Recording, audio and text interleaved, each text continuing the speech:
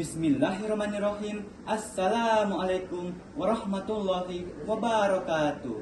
Dengan nama Allah yang Maha Pemurah lagi Maha Mengasihi, ribuan apresiasi kepada pimpinan majelis, rekan-rekan yang setia dan penutur budiman, generasi pendukung wacana warisan negara madani, seterusnya barisan hakim yang saya muliakan, bagaikan mentari menyinari ufuk timur, memberi cahaya dan harapan kepada setiap penutur. Anak muda menimba ilmu, ilmu dicari tak kira masa.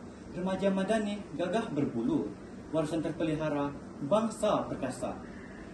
Salam Malaysia Madani dan salam anak baik lagi cerdik. Hadirin sekalian, remaja yang beradab adalah harapan negara.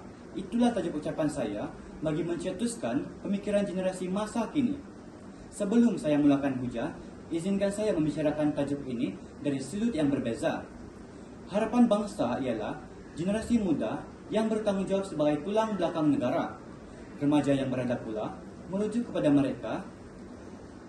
mereka yang mempunyai pribadi dan sikap yang mencerminkan nilai-nilai ketamadunan yang tinggi.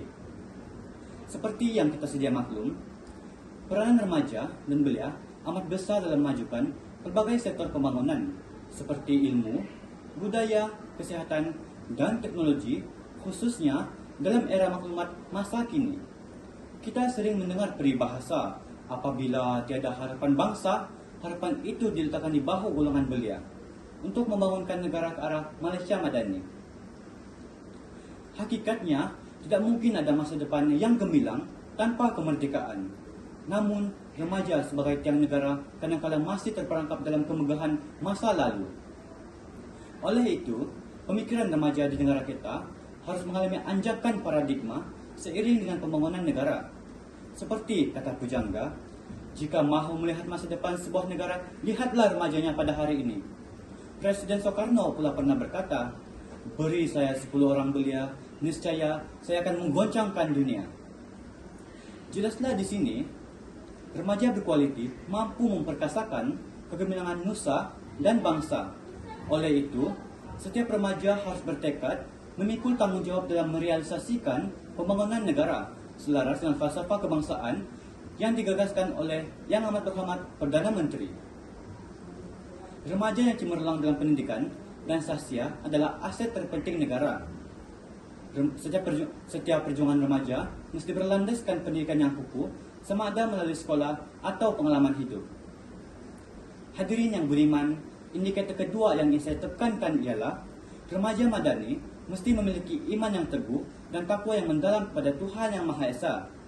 Mereka menghayati ajaran agama dengan sepenuh hati, menjadikannya kompas dalam setiap langkah kehidupan, ibarat pelita di tengah gelap malam, menerangi jalan walau badai menghempas. Remaja madani bukan sekadar mempelajari agama secara formal, tetapi benar-benar memahami dan merasai maknanya dalam jiwa. Keimanan ini memancar melalui akhlak yang luhur, baik dalam hubungan dengan Tuhan, sama manusia maupun dengan alam sekitar. Mereka sentiasa berusaha menebar kebaikan, membantu yang memerlukan, bersikap jujur, amanah, dan berani menegakkan kebenaran. Pada masa yang sama, mereka menjauhi segala larangan agama seperti menipu, mencuri, atau menzalimi. Hadirin yang dihormati sekalian, indikator ketiga pula adalah semangat menghargai warisan negara melalui penglibatan aktif, seperti lawatan ke tapak-tapak bersejarah. Aktiviti sebegini mampu menyemarakkan minat golongan muda untuk menyelami khazanah warisan bangsa. Sebagai contoh, Taman Negara Mulu, menurut laporan Suara Sarawak 2023, Taman Negara Mulu yang meliputi keluasan kira-kira 529 km persegi telah menjadi destinasi pilihan ramai dengan pengunjung mencecah 58.446 orang. Daya tarikannya bukan hanya pada keindahan alam, tetapi juga pada kisah dan nilai yang terkandung di sebalik warisan tersebut. Warisan itu ibarat buku lama, kulitnya lesu, tetapi isinya permata. Tersimpan kisah keberanian pejuang, kebiasaan nenek moyang, dan teknologi yang mendahului zaman. Pisau batu zaman silam, misalnya, menjadi inspirasi kepada penciptaan inovasi moden berteraskan teknologi masa kini. Maka, warisan lama ini sebenarnya adalah benih untuk generasi Madani mencipta masa depan yang gemilang. Hadirin sekalian, sebelum saya menutup bicara, izinkan saya mengingatkan bahawa warisan dan pusaka bangsa kian pudar dalam arus masa jika kita alpa. Laksana pepatah, bagai kacang lupakan kulit, generasi yang lupa asal-usul akan hilang jati diri. Janganlah kita menjadi seperti pohon pisang yang berbuah 2 kali mengulangi kesilapan lalu.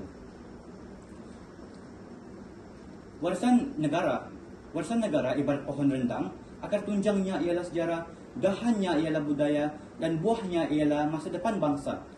Jika kita tebang pohon ini, generasi akan kehilangan teduhan dan bakalan untuk terus hidup. Oleh itu, semailah rasa cinta terhadap warisan dalam hati, bulatkan tekad dan mantapkan azam untuk terus memelihara khazanah ini. Kekalkan warisan Malaysia agar terus harum di persada dunia. Warisan lama jangan dilupa agar bangsa terus berdaulat. Remaja Madani, bangsa perkasa, mencipta sejarah yang hebat. Sekian, wabillahi taufik wal hidayah. Assalamualaikum warahmatullahi wabarakatuh.